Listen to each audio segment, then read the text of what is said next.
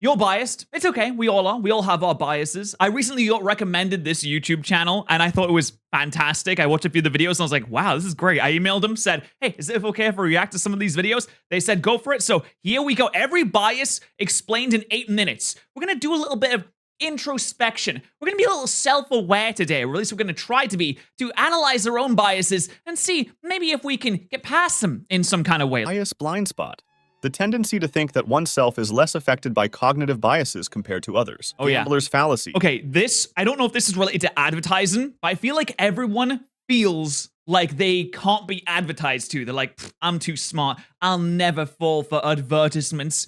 I will never be drawn in by the siren song of advertisements. But it all works. There's a reason why people spend so much money on it. There's a reason why Google makes all of its money through advertising. We're all susceptible to a little bit of advertising, a little bit of propaganda maybe as well. Gambler's fallacy happens when there's a tendency to think that future probabilities are altered by past events, when in reality, they are unchanged. This is me when I hit myself 6 times in a row in confusion in Pokemon. I'm like, okay, 5 times. Surely this time it'll be different. But no, it's always the same probabilities. It's always the same chance. And I always fucking lose somehow. Omission bias. It's the tendency to judge harmful actions as worse or less moral than equally harmful inactions.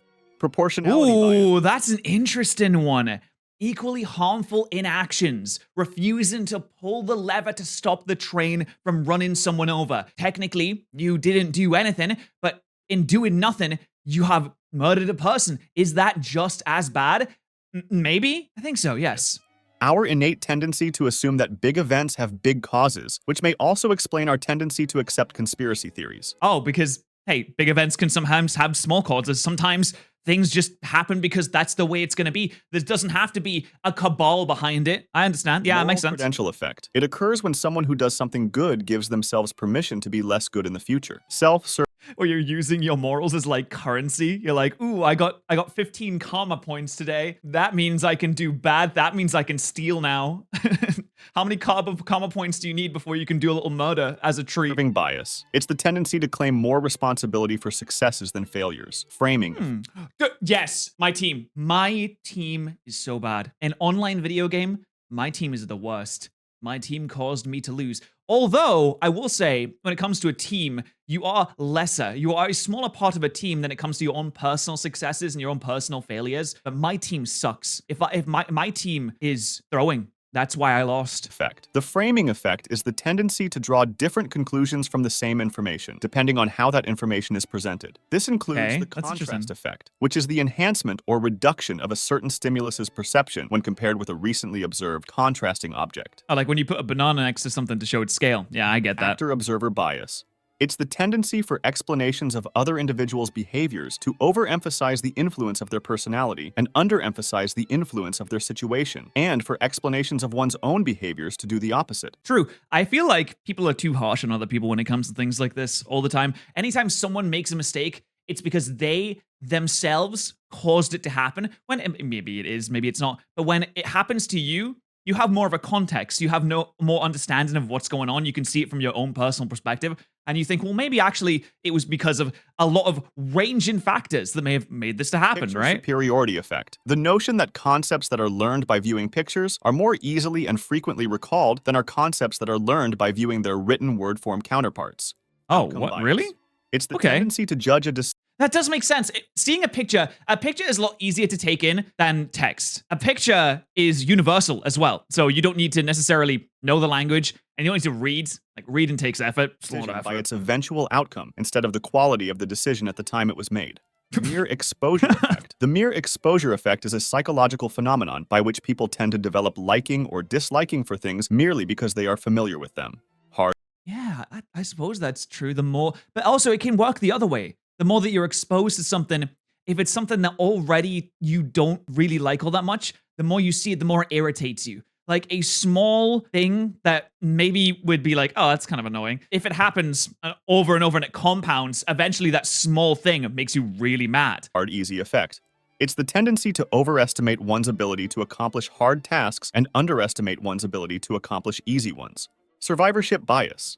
Survivorship bias happens when concentrating on the people or things that survived some process and inadvertently overlooking those that did not because of their lack of visibility. Yeah, this is a problem when it comes to analyzing historical things as well. Like you can say, oh, this was big and this was important because of XYZ, but other things and other factors that may have had the same XYZ around it died. We just don't hear about it because history is written by people that think that things are important. It's not going to be like, oh, someone started a business and it failed. And they did this, and it failed and it didn't sell anything. And then you have big businesses that do the same thing, but since they succeeded, it's like, oh, they succeeded because they did this. Might not necessarily be the case, right? Baader-Meinhof phenomenon. The Baader-Meinhof phenomenon, also called frequency illusion, is the illusion where something that has recently come to one's attention suddenly seems to appear with very high frequency shortly afterwards. The reality is that before we placed our attention on that element, we just ignored it. Availability heuristics. The availability heuristic is the tendency to overestimate the likelihood of events that easily come to mind. The availability of memories can be influenced by how recent they are or how unusual or emotionally charged they may be. Dunning-Kruger effect. True. It's the I mean, this is why you shouldn't watch plane crash movies or films or anything like that before getting on a plane. It does not change the fact that planes are the safest way to travel ever in the world that we've ever invented. But hey, you see it and it sparks something in your brain. Your brain's like, oh, I don't want this plane to crash. And then you get the fear response, you get the anxiety. Just a silly idea to just don't watch plane crash. Don't watch plane crash movies on a plane. The tendency for unskilled individuals to overestimate their own ability and the tendency for experts to underestimate theirs. I feel like any true expert acknowledges that they are not perfect at something and they have a long way to go. I have rarely seen many very, very, very good at things people, like masters of a certain craft, that are like, yes, I'm a master. They will say, oh, I mean, I might be pretty good at it, but I mean, I still have a long way to go, right? There's still a lot that you can learn because they say it takes 10,000 hours to truly master something. But even after that, you can still make mistakes. Humans are really susceptible to making really easy little finicky mistakes, even when you think that you're really good at something. I've been playing Pokemon for far too long. Way, way too long. I probably played it for way more than 10,000 hours. That's a hard sentence to say. That's my life, apparently. I make stupid mistakes in it all the time, either from not paying attention or just not having knowledge on certain things. Halo effect. It's the tendency for a person's positive or negative traits to spill over from one personality area to another in others' perceptions of them. Pygmalion effect. Okay. The phenomenon it can work the other way. The halo effect can work the other way. If someone is perceived as ugly, then they may be perceived as, nasty, not very nice, or they're not given the benefit of the doubt as much as someone else. That's interesting one thing about. Expectations of a target person affect the target person's behavior in a self-fulfilling prophecy. Decoy. Telling someone to calm down because they're angry. The stupidest. That's just saying I want you to get more angry. I am currently throwing charcoal and wood onto the fire so that its blaze may consume us both. So why are you so angry? Calm down. What is wrong with you? Effect. This bias is widely used in marketing. It's the phenomenon whereby consumers will tend to have a specific change in preference between two options when also presented with a third option that is asymmetrically dominated. An option is asymmetrically dominated when it is inferior in all respects to one option, but in comparison to the other option, it is inferior in some respects and superior in others. Oh. Selection bias. So they just make infinite products so that they can manipulate us? You're telling me that advertisement do work? Selection bias is the bias introduced by the selection of individuals, groups, or data for analysis in such a way that proper randomization is not achieved, thereby failing to ensure that the sample obtained is representative of the population intended to be analyzed. This is a big thing on YouTube. When you go into your YouTube community and you ask your own subscribers, hey, should I upload a video about this? They'll always say yes, because a lot of the people that are answering that, they're going out of their way to go into your channel and answer a community post and literally comment on it or vote on it. They're the people that will probably watch whatever you post anyway. That doesn't necessarily reflect everyone. If you go onto Twitter and say, hey, should I stream? Would you guys turn up if I streamed this thing? And then you stream it, you're like, no one's turned up. What the heck? It's because the people that reply to it is like the small selection. They're going to watch whatever. But that doesn't mean that everybody actually wants to watch it. It doesn't mean like a wider audience wants to watch it. Anchoring bias. The anchoring bias is the tendency to rely too heavily on one trait or piece of information when making decisions, usually the first piece of information acquired on that subject. This is why... Yeah, I do that constantly. If I see something that's cheap and something that's expensive, I'm like, oh, the expensive one has to be better. Because it's more expensive. That's how this works. It's better. First impressions are so important. They paint a picture of what the other person is, and that picture gets anchored, making it hard to change. This bias is often exploited during negotiations. When the Do you ever feel that? Seller gives a seemingly unreasonable high price. That price becomes the starting point for the negotiation, and the buyer inadequately adjusts from it. Confirmation. Yep, that happens a lot.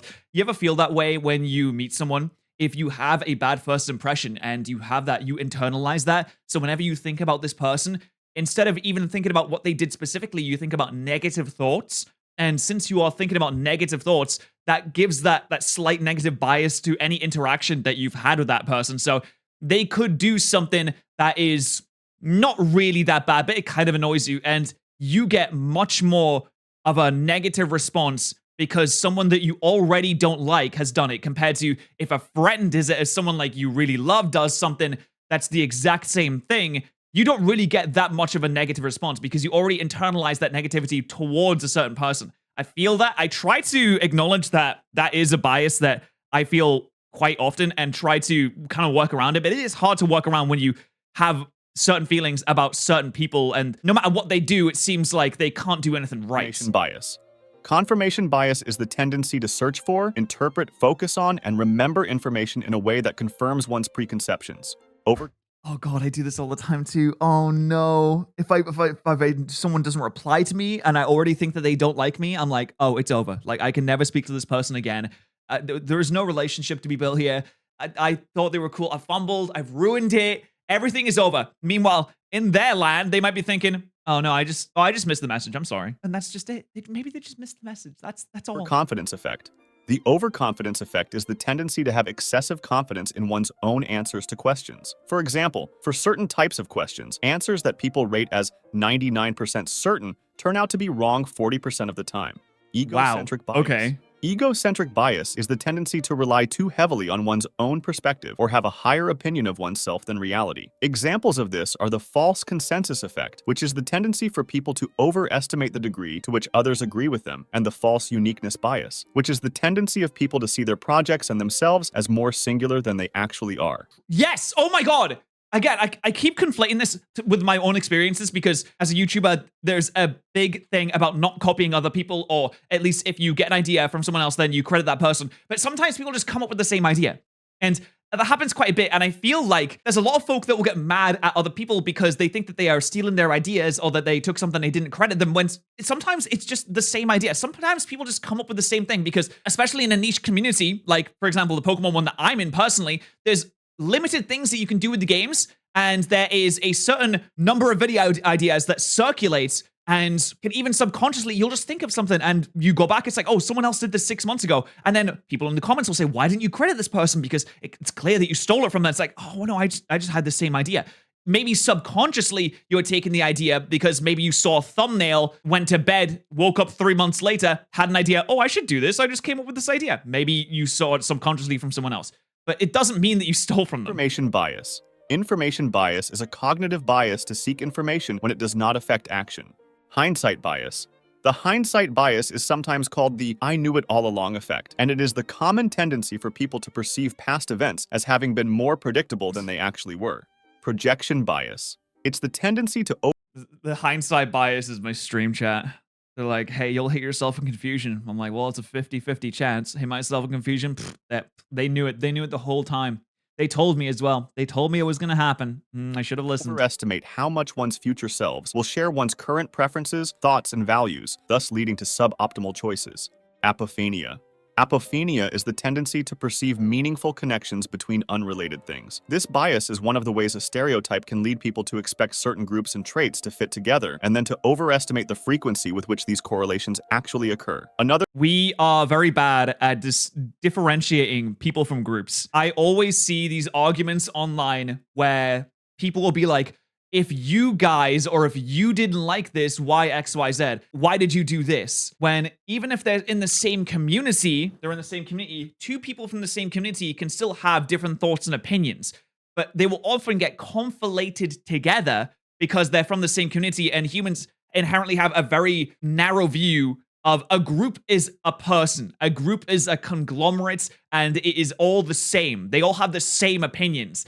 And it kind of annoys me a little bit when I see one person getting mad at another person for something that they've never ever said before, just because the other person is part of a group with another person entirely that might have had that thought. Another type of apophenia is pareidolia, which happens, for example, when you see images of animals in the clouds. Serial position effect. The serial position effect is the tendency of a person to recall the first and last items in a list better than the middle ones. Oh, Recency really? bias. The recency bias gives greater importance to the most recent event, such as an interviewer who can vividly remember just the last person he interviewed because they're the most recent conversation they had. It's related to the serial position effect. Authority bias. Authority bias is the tendency to attribute greater accuracy to the opinion of an authority figure, no matter what the opinion's content is. Unit bias. This is when you realize that you grow up and realize that your parents are actually just people and they're just folk and they might be wrong all the time. My mom had me when she was 24, I think. I'm now 27. I don't in any way think I'm smarter than she was when she was 24, but we've had the same amount of life experience. It's just because you have parents, you're like, oh, it's my mom and dad. They must be right because of course they are. What do you mean? Bias. The standard suggested amount of consumption, like the food serving size, that's perceived to be appropriate. A person would consume it all, even if it was too much for that particular person. Availability cascade. It's a self-reinforcing process in which a collective belief gains more and more plausibility through its increasing repetition in public discourse. It can be summarized in the phrase, repeat something long enough and it will become true. It's related to the availability heuristic, bandwagon. People use this all the time, and that's why advertising is very effective. It doesn't matter if you think that you're immune to it. You keep saying Coke ads all over the place. Well, maybe one day you wanted Coke. You keep saying everyone's saying Coke is good, but you've never really been a huge fan. Well, maybe one day you want to try one. Oh, maybe it's not that bad actually now. Maybe I do like Coke. Anyway, this video is not sponsored by Coke, but if they want to, I mean, they can. Effect. It's the tendency to do things because many other people do the same. Yeah, I do this. I'm 100%. I am completely weak to this. I am a bandwagon boy. I'm a sheep. Ba, harvest me for wool. Please don't cook me. My mutton won't taste very good. I'm a sheep. I just like to be included. I like to be included with other things, you know? If a lot of people are talking about something, a lot of people like it, I'm like, oh, well, I'll give it a shot too, because chances are if a lot of people like something, it's probably not bad. It can't be that awful. And the fun thing for me is just being able to like engage with a big community of people. If people don't like something, if I'm the only person that is enjoying something, I tend to like it less than if a massive group were enjoying it with me, right? It can happen for two reasons. Conformism, when someone wants to fit in with others, or that's me. I'm 100% conformist. Lack of information, where the person thinks that the opinion of many people is probably more accurate than that. What, duck or rabbit? No, it's a duck. What do you mean? Of course it's a duck. That's not a rabbit. It doesn't even have a rabbit mouth. Just his. Illusory truth effect. People are more likely to identify as true statements those they have previously heard, even if they cannot consciously remember having heard them. Next in line effect. Yeah, again, if you hear something from your parents and you grow up, you just believe it because they're the authority figure and you've heard it, and the rest of your life, you'll just believe things. It takes a lot to wiggle that out. When taking turns speaking in a group using a predetermined order, like going clockwise around a room, people tend to have diminished recall for the words of the person who spoke immediately before them. In-group bias. Ooh, In-group bias is the tendency for people to give preferential treatment to others they perceive to be members of their own groups. It usually happens because we encounter and interact with people in our group much more frequently than with strangers. This makes because, oh, sorry, I'll let him finish. People in our group seem unique, while people outside of our group seem boring and conformist. The mere exposure effect also plays a role in this bias. As I say, because they're also part of your group, you feel somewhat protective over the people in your group, whether it be the people in your country, the people in your family, the people in your friend area, the people in your city. Since they have a lot of things that relate to you in a way, they have a lot of similar life experiences, you feel like you can relate to them more, so you feel like you are closer to them in a way, which means that you want to protect them, or at least you would like them more. Spotlight effect. It's the sensation that everybody is focused on us that comes from overestimating the extent to which other people notice our appearance or behavior. Choice support. I realized that many years ago that no one cares. No one cares. You go out in the streets, you can do whatever you want. Nobody cares. Even if you do the most ridiculous thing, even if you start breakdancing in the middle of the street, people walk past and be like, oh, that's kind of interesting, and then just leave. That's how vloggers can get away with it. They walk around with a camera in front of their face, like screaming into a camera and run around doing crazy stuff. People are like, wow, that was kind of crazy. And then they'll just forget about it. And then they'll just go about their business. Because nobody cares. It's not that important. You can do whatever you want, really, as long as it's not hurting other people. Supportive bias. The tendency to remember our choices as better than they actually were, because we tend to over-attribute positive features to options we chose and negative features to options not chosen. Ostrich effect. Oh, okay. People tend to bury their head in the sand and avoid potentially negative but useful information just to avoid psychological discomfort. Selective perception. Not looking at the bank account. Bias. It's the tendency not to notice and more quickly forget stimuli that cause emotional discomfort and contradict our prior beliefs. Peak end rule. Was that just People dead seem people? to perceive not the sum of an experience, but the average of how it was at its peak and how it ended. I'll be making similar videos. Because that's the most memorable part of an experience. You don't remember the time when you're on holiday where you're sitting on the couch scrolling through TikTok, because who cares? But you do remember the time when you're going down the Robbie Dinghy Rapids, when you're going on the jet skis, when you're doing the roller coasters, and then you remember the ends. You remember the last night. You remember the last night. You remember the last meal. Overall, that's kind of what matters when it comes to trips. Anyway, I like videos like this. We have a little bit of a discussion. It's great. This video is great. I love it a lot. If you want to see more of my dumb face, you can always subscribe to this YouTube channel. But if you want to see more videos like this, you can subscribe to the Pain Explainer, whose link is, of course, in the description.